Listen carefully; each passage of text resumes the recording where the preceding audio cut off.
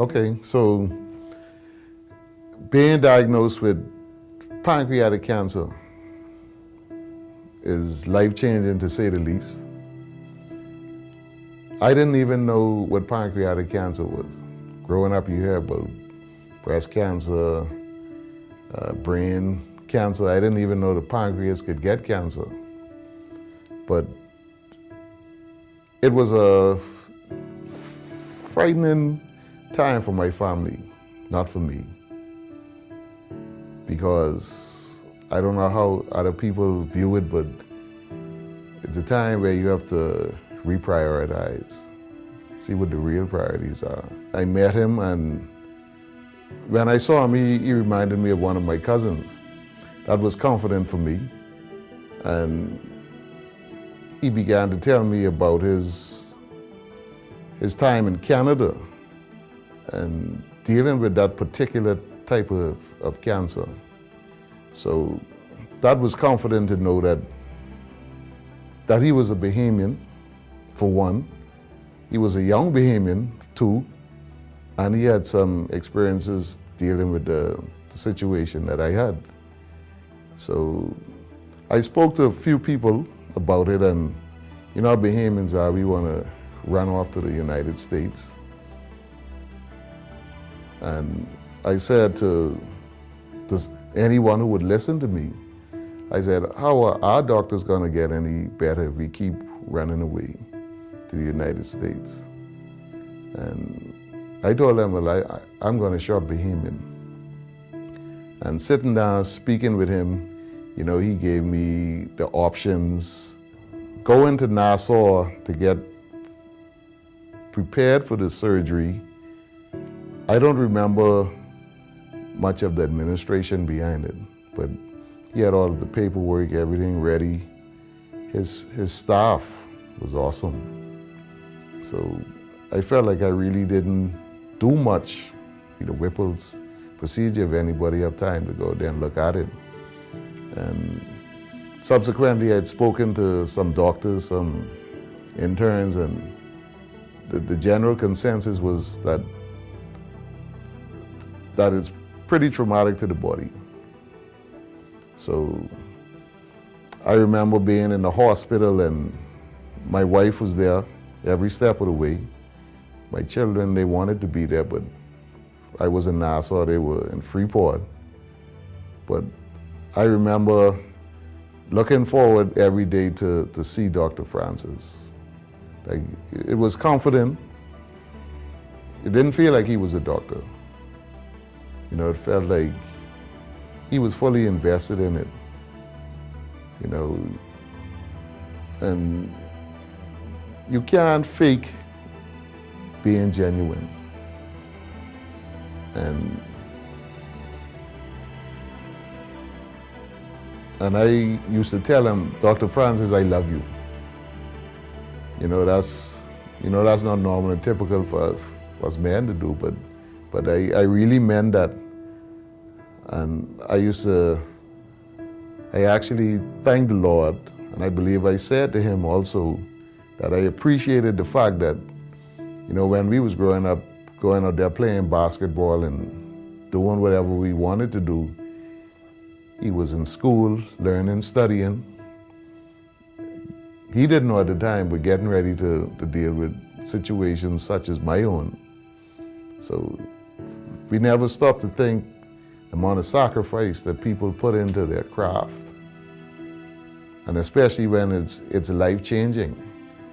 And then I know it had to be hard for him in the Bahamas, because, you know, we want the older ones, the older doctors. And like I say, we want to run away, but we don't realize the talent that we have here. Anybody who have opportunity to go under his care, I would tell you, listen, that's the man for you. Because I witnessed firsthand the sacrifices. I witnessed firsthand the amount of hours that he put in. Because, you know, he would come and see us, make sure us stop talk, and he would always look at my wife and say, "You have any questions?" And you know, she had a world of questions because I think she was more concerned than I was. But like I say, for what he does, and I've witnessed him, he's come down to Freeport, and he may see one person. He may not see anybody, but he keeps coming. He's faithful. He's concerned. And like I say, he'd always ask for my wife and children, and that's genuine, and that means a lot. And I only spent 10 or 11 days in the hospital, believe it or not, after that major surgery. But I look back on that experience and I'm grateful for that. And I never looked at it as being negative. And he never ever showed any signs of fear or worry or over concern, because you know you feed off negative and positive energy. And he had a team of young doctors with him that he was bringing up at the time. So to me that meant a lot, that here is this young man investing in other young men. And it was obvious that they had a lot of respect for him. And you can't fake that.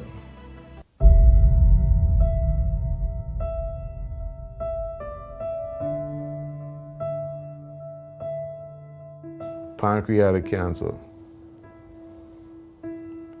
I believe 5% success rate.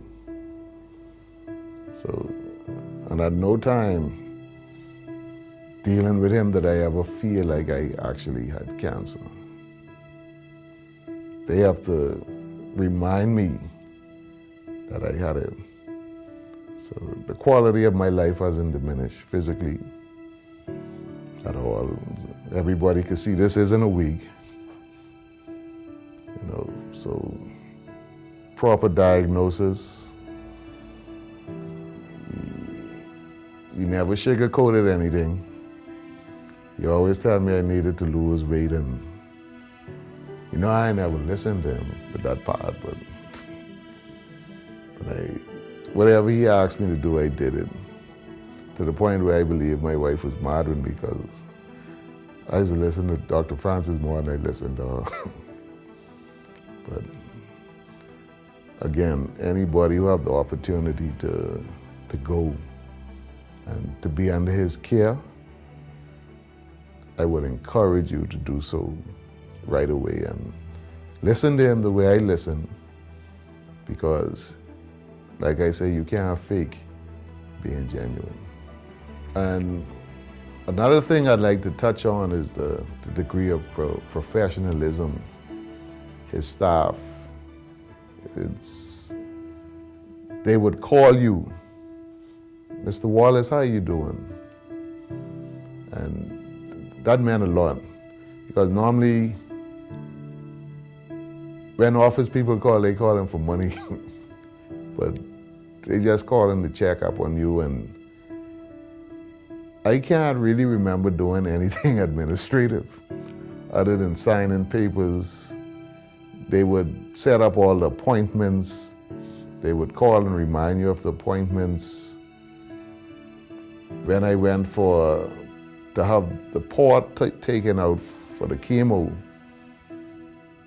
all I went to do was sign the papers. Everything used to be there. They would have the booklets with everything you need. So that was amazing. But whenever you see a team like that, it starts with the leader. So for him to assemble, pick the right people, that means a lot of thought went into it. And again, that made everything easy. It actually made it an enjoyable experience. I don't like to say it that way because some people may take it the wrong way, but At no time for the 4 years going on 5 years, I could say I had a negative experience with Dr. Francis, his staff, and they're really experts. Really experts. The kind of things you see on TV, seeing it in real life.